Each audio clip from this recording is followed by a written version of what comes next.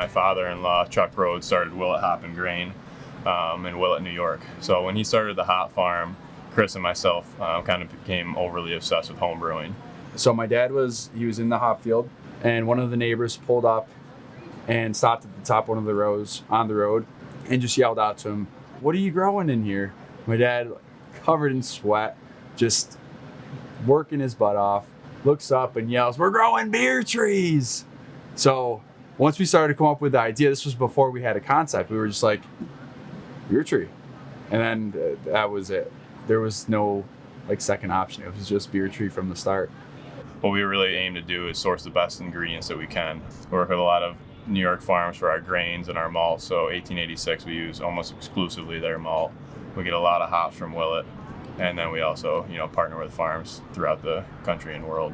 You start to learn all these different things. It's like the different yeast strains, the different hops, the different varieties of grain, the different structures that you can put into a beer to make it change the profiles, and it's endless. You can always create something new.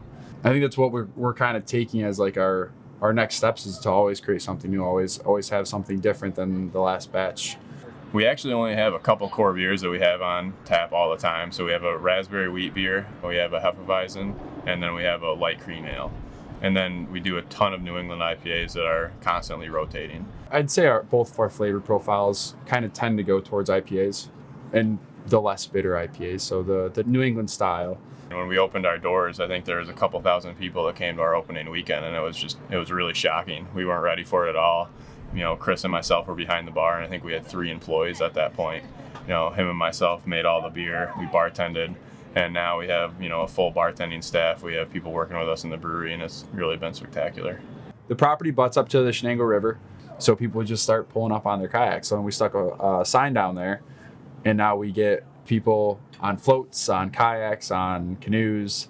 It's been a really cool kind of thing to see. When we started this place, one of our main goals was just make a establishment that could really draw everybody together. And so that's why we came up with the slogan, Beer with Roots. Beer with Roots means we really have a strong tie with our community. So whether it's some of the farms in the area that we work with or the community members that we actually bring to the establishment. Pretty much you can bring your kid, you can bring your dog. We had a pet pig here once.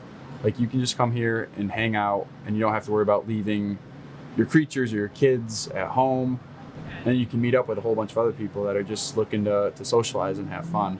I mean, the reason we're all here today is because of the community. If we didn't have the support that they gave us from day one, we would pretty much still be up in his garage hustling over an igloo cooler and a little turkey boiler trying to make some beers. So right now we purchased our own canning line and a bigger system just to kind of keep up with some of the demand, and we're looking for our next location. So pretty exciting times right now for us. It's been awesome. It's been a crazy ride, and we're just really grateful for it.